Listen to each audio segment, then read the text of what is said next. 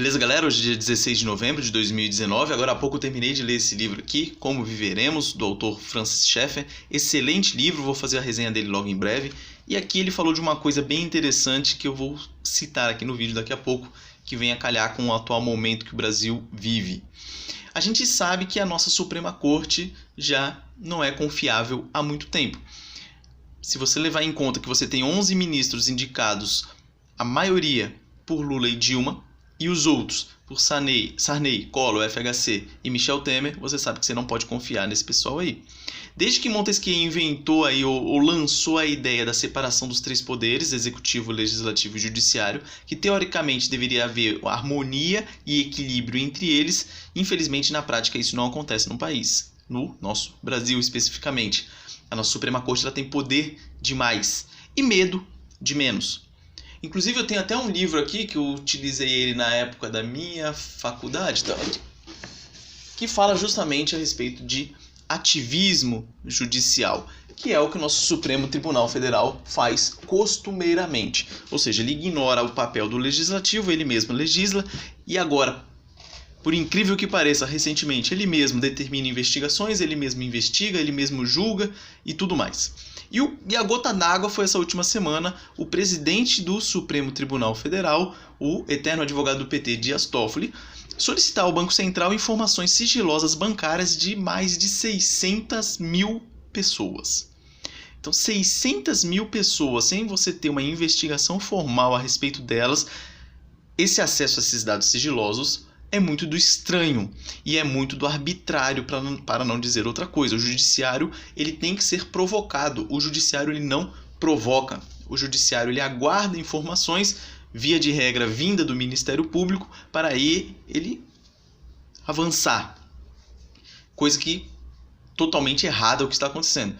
Isso. Aquela questão das revistas nas quais eles censuraram as reportagens por citar o Dias Toffoli. Aí você tem o rolo das respectivas esposas, Dias Toffoli e Gilmar Mendes. Então você tem aquele rolo todo, aquela lambança toda. Na minha opinião, eu já tinha falado isso em outros vídeos, todos os ministros que tinham sido indicados pelo Lula, por ele ser um condenado e já está pagando pena, estava pagando, né, pena até um tempo atrás, de novo, uma nova interpretação do Supremo Tribunal Federal, acabando com a segurança jurídica, foi lá e deu outra interpretação para beneficiá-lo, obviamente.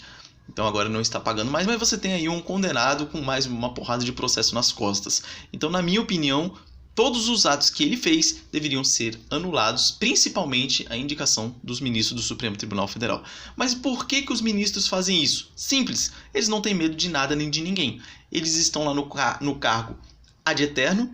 Eles não têm mandato, eles não têm que se justificar para ninguém, eles não precisam de voto, não depende de voto, não depende de coisa nenhuma.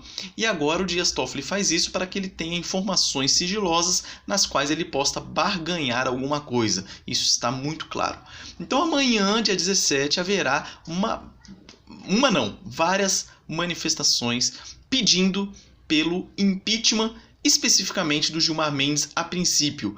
Eu colocaria no bolo Dias Toffoli no meio, porque eu não gosto daquele cara de jeito nenhum pelas presepadas que ele está fazendo. Mas vai ter essa manifestação para que seja demonstrado principalmente para o poder legislativo, que é o poder que tem a possibilidade de botar para correr os processos de impeachment contra eles. Tem processo para ambos lá, engavetados, né, por enquanto, tanto para Dias Toffoli quanto para Gilmar Mendes.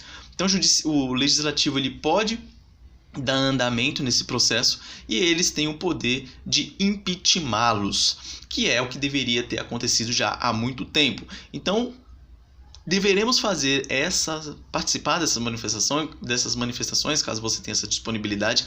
Faça um esforcinho para que fiquem pressionados os deputados e senadores. Inclusive, uma estratégia interessante é você pegar os e-mails dessa galera aí, desse pessoal, e encher a caixa deles de e-mail. Se posicione nas suas redes sociais, se posicione no seu ambiente de trabalho, na escola, na família, onde quer que você esteja, e demonstre essa situação que nós estamos vivendo no país.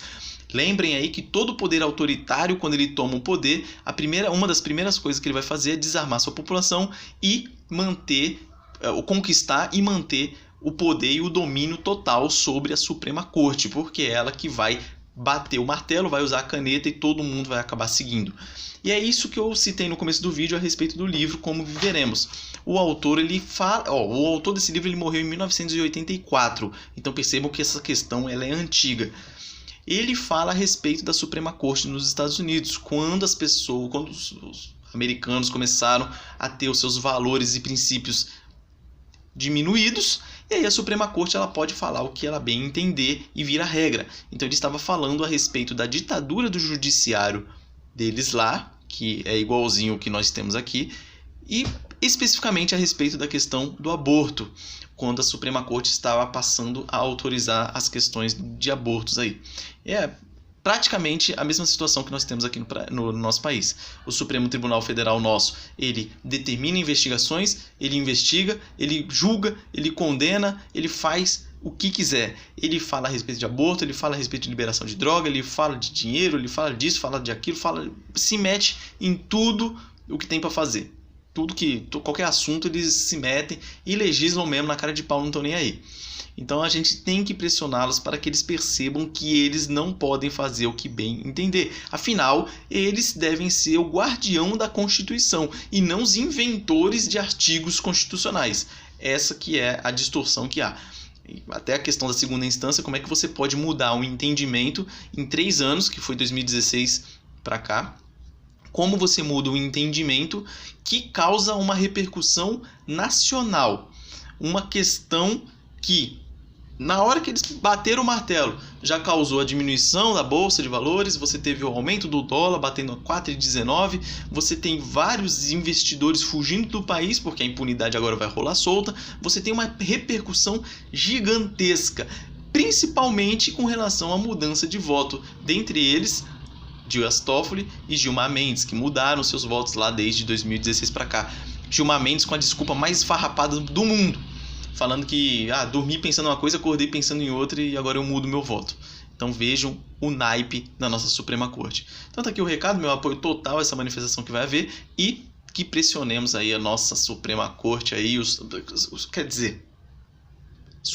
Suprema Corte entre aspas, porque pressionar eles, para eles não muda nada. Mas deputados e senadores precisam de voto. Então, esses sim devem e precisam ser pressionados ao máximo, sob o risco de, na próxima eleição, não darmos nossos votos a eles. Simples assim. Forte abraço, bom final de semana a todos.